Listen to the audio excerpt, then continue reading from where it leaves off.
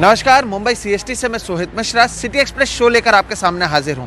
Show की हम शुरुआत करेंगे उत्तराखंड की खबर के साथ, क्योंकि उत्तराखंड में हिमस्खलन ने भारी तबाही मचाई है। हिमस्खलन के वजह से चमोली में ऋषिगंगा नदी में बाढ़ आई और ऋषिगंगा पावर प्रोजेक्ट बह गया है। अब तक 10 लोगों की मौत हो चुकी है, तो वहीं कई लोग अब भी लापता हैं। उत्तराखंड के मुख्य सचिव ने 100 से 150 लोगों के मारे जाने की आशंका जताई है। अब भी लगातार राहत और बचाव का काम जो है दिन भर हुआ है, कल भी इसे जारी रखा जाएगा।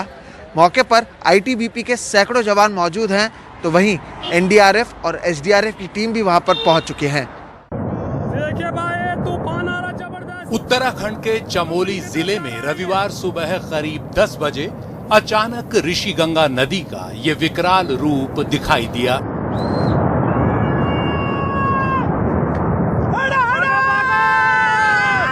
देखते ही देखते नदी ने अपने भयानक प्रवाह से रास्ते में पड़ने वाले ऋषिगंगा पावर प्रोजेक्ट को तबाह कर दिया। 11 मेगावाट के इस पावर प्रोजेक्ट में उस वक्त कई लोग पावर हाउस और सुरंग के आसपास काम में जुटे थे। इससे पहले कि वो संभल पाते, वो सभी नदी के प्रवाह में समा गए। सब कुछ इतनी तेजी से हुआ कि आसपास के लोगों की उन्हें चेतावनी देने की कोशिशें नाकाम रही।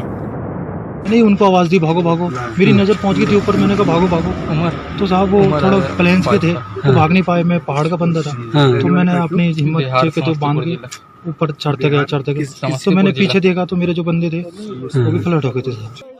ऋषिगंगा नदी के साथ आया हजारों टन मलबा आसपास के इलाके में फैल गया और कई मजदूर उसके अंदर दब गए। कुछ देर पहले का पूरा मंजर ही बदल गया।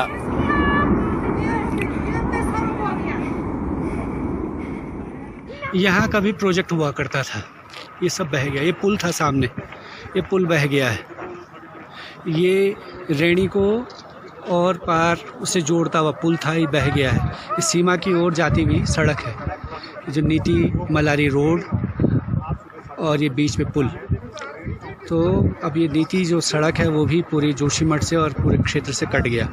यहाँ सामने तो घर थे लोगों के, सामने पूरी बस्ती थी। ऋषिगंगा नदी का ये विकराल रूप यहाँ से आगे बढ़ा तो कुछ किलोमीटर आगे धौलीगंगा के पानी के साथ मिलकर उसकी ताकत बढ़ी और उसने तपोवन पावर प्रोजेक्ट को अपनी चपेट में ले लिया।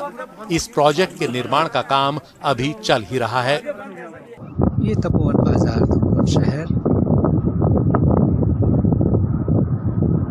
ये सामने नंदा देवी है, जहाँ से ग्लेशियर बह करके आया है, जिसकी वजह से नुकसान हुआ है। अचानक आई इस बाढ़ ने किसी को संभलने का मौका नहीं दिया। ऋषिगंगा और तपोवन पावर प्रोजेक्ट्स में जन धन की भारी हानि हुई। अब जो हमारे पहली ब्रिज हैं उस तरह के कुछ यहाँ पर मिलेंगे। जल्दी से जल्दी कोशिश होगी कि जो लोग अभी एक तरह से फंस गए हैं तो उनको मदद पहुँचाई जाए। एनडीआरएफ मार्च कर चुकी है, उसके बाद आईटीबीपी के आदमी पहुंच चुके हैं वहाँ पर। हमारी जो एसडीआरएफ की टीम है वो पहुंच चुकी है और सारी जगह रेड अलर्ट हो चुका है। सर, कैजुअलिटीज का एक बार बता दीजिए, टोटल कैजुअलिटी जो है 100 से 150 के बीच है। संपूर्ण घाट क्षेत्र को प्रतिबंधित कर दिया गया है। हादसे के तुरंत बाद निचले इलाकों को खाली करा लिया गया, लेकिन नदी ने निचले इलाकों में कई जगह घरों और खेतों को काफी नुकसान पहुंचा दिया। प्रधानमंत्री नरेंद्र मोदी ने तुरंत घटना की जानकारी ली और राहत और बचाव का काम तेज करने के निर्देश दिए। मैं उत्तराखंड के मुख्यमंत्री श्री त्रिवेंद्र रावत जी, भारत सरकार के गृह मंत्री श्री, एनडीआरएफ के अफसर, उन सबसे निरंतर संपर्क में हूं। वहां पर राहत और बचाव का कार्य पुरजोश करने का प्रयास चल रहा है। जोशीमठ से तुरंत राहत और बचाव के लिए आईटीबीपी के सैकड़ों जवान मौके पर पहुंचे। देहरादून और गाजियाबाद से एनडीआरएफ की टीमों को मौके पर रवाना किया गया।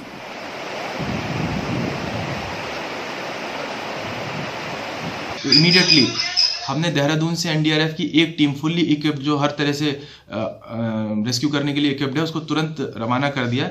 इसके अलावा यहाँ से गाजियाबाद की बटालियन से भी एक टीम तैयार करके भेज दी गई। शाम 6 बजे तक 7 लोगों को मलबे से जिंदा निकाला जा चुका था। 10 लोगों के शव बरामद हो चुके थे, लेकिन कई लोग अब भी मलबे में दबे हुए हैं जिन्हें निकालने की कोशिशें जारी हैं। ऋषि गंगा पावर प्रोजेक्ट से अतुल सती के साथ दिनेश मानसेरा और सुशील बहुगुणा की रिपोर्ट, एनडीटीवी इंडिया।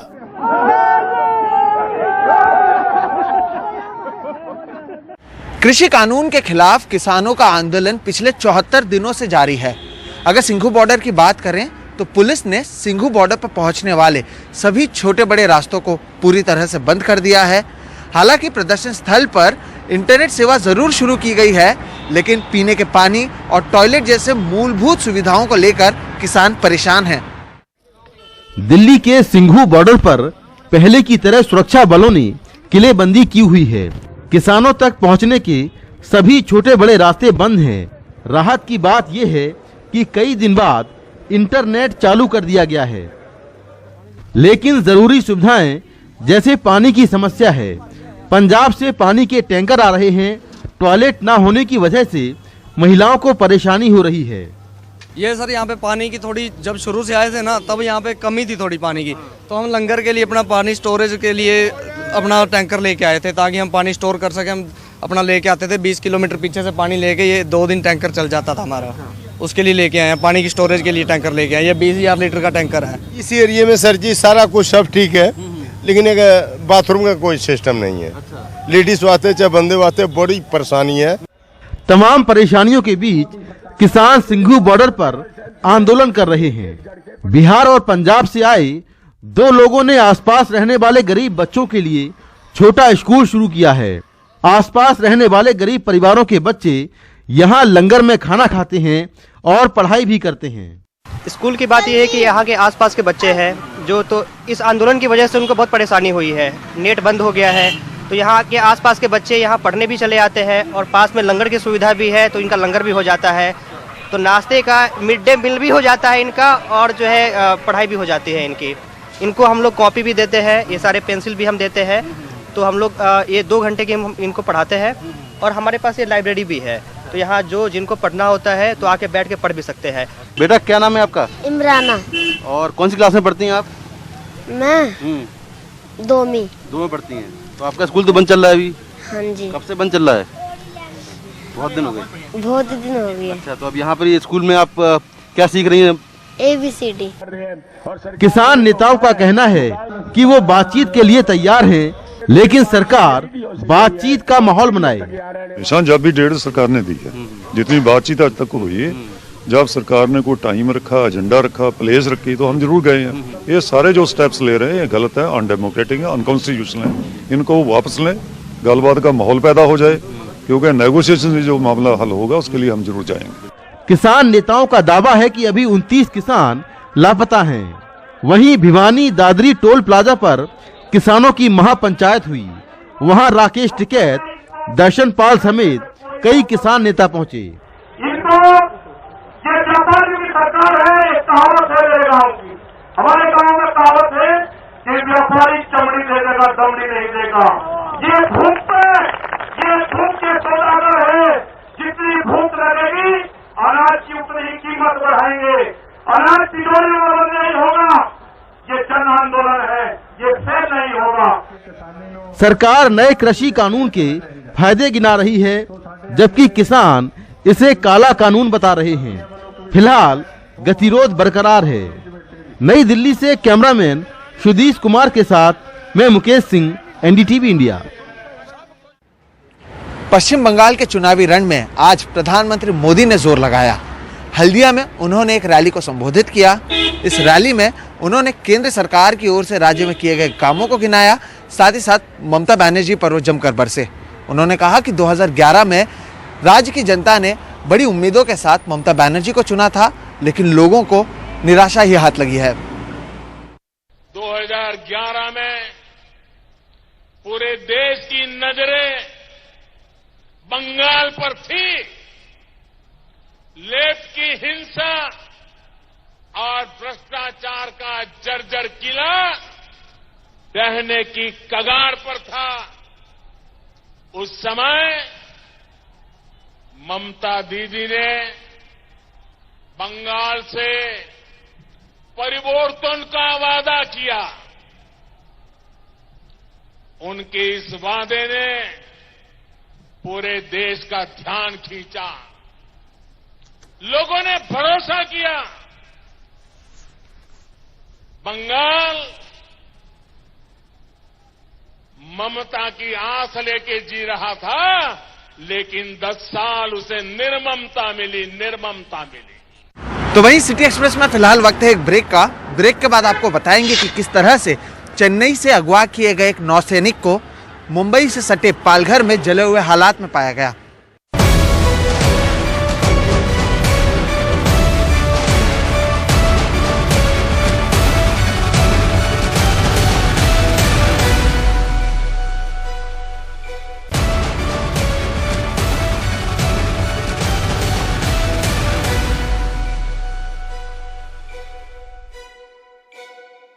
सूरज दुबे नामक एक नौसैनिक को 30 जनवरी को चेन्नई एयरपोर्ट से अगवा कर लिया गया था, जिसके बाद 5 फरवरी को उन्हें जले हुए हालात में मुंबई से सटे पालघर जिले में पाया गया। बाद में उन्हें अस्पताल में भर्ती किया गया, जहां पर उनकी मौत हो गई। पुलिस ने इस मामले की जांच शुरू कर दी है। 5 फरवरी को मुंबई से सटे पालघर में नौसैनिक सूरज दुबे को जली हालात में देखकर गांव वालों ने पुलिस को इसकी सूचना दी, लेकिन अस्पताल में इलाज के दौरान सूरज की मौत हो गई। पुलिस की ओर से पूरे मामले की जांच जारी है। अब तक मिली जानकारी के अनुसार 30 जनवरी को सूरज दुबे को चेन्नई से अगवा किया गया था। 3 अज्ञात लोगों ने बंदूक के दम पर उन्हें अगवा किया और बाद में 5 तारीख को पालघर में उन्हें जला दिया। इस मामले में 10 लाख की फिरौती मांगे जाने की बात सामने आई है। जांच में पुलिस ने पाया कि सूरज ने कई लोगों से कर्ज लिया था। हत्या का मकसद क्या है, इसकी जांच जारी है और पुलिस को उम्मीद है कि सूरज के फोन से उन्हें कई सारे सुराग मिलेंगे। हमने अलग अलग टीम तैयार की थी और ये अलग अलग टीम ने इन्वेस्टिगेशन किया है, फैमिली के साथ इंक्वायरी किया है, उनके बैचमेट्स, उनके ऑफिसर्स, INS अग्रणी के कमांडिंग ऑफिसर, INS अश्विनी के मेडिकल ऑफिसर्स, ये सब लोगों के साथ हमने इंक्वायरी की है।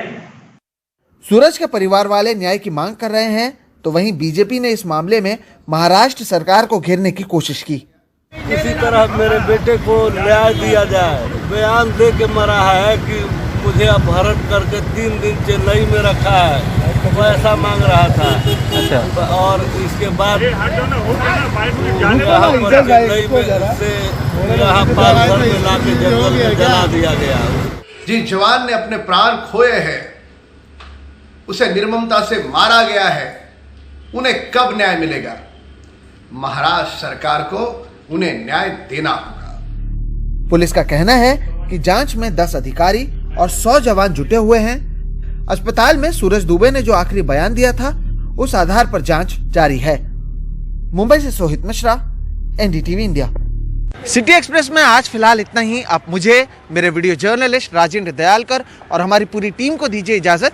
देश और दुनिया की बाकी खबरों के लिए आप देखते रहिए NDTV इंडिया। नमस्कार।